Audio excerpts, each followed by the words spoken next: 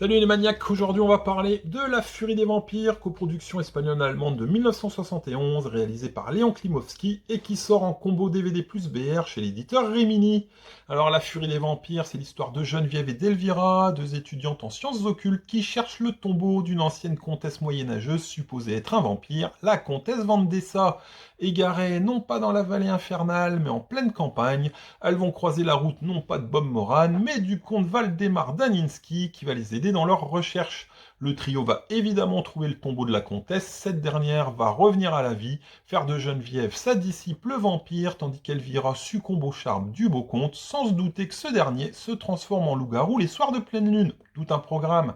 Alors La Furie des Vampires, c'est la quatrième aventure de Waldemar Daninsky, un personnage récurrent du fantastique espagnol, puisqu'il est apparu dans une bonne douzaine de films et qu'il est toujours interprété par l'iconique acteur Jacinto Molina, que les fans connaissent mieux sous son pseudonyme de Paul Nachi.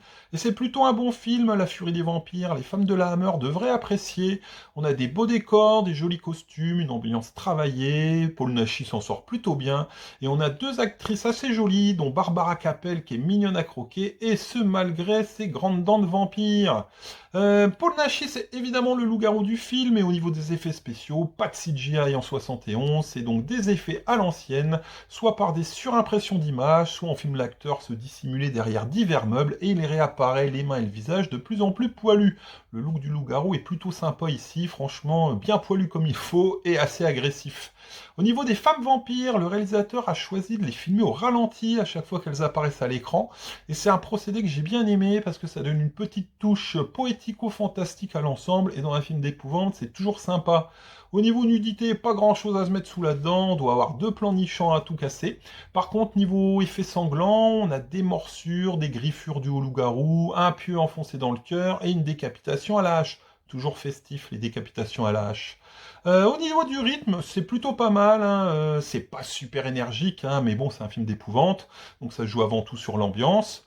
On a quand même un petit ralentissement vers la fin, mais ce ralentissement, vous le ressentirez moins si vous regardez la version courte d'1h26, parce que Rimini a eu la bonne idée de nous livrer la version courte et la version longue d'1h34, et la grosse différence principale, c'est justement une scène de dialogue entre un policier et le maire du village, scène de dialogue donc qui ralentit un petit peu le rythme. Donc la version courte est un peu plus dynamique. Allez, on passe au tableau de cotation.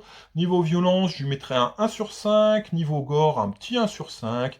Niveau nudité, un 0,5 sur 5. Et mon appréciation générale, un bon 7 sur 10, parce que c'est quand même bien sympa. En plus, version courte, version longue, c'est parfait. Allez, à la prochaine!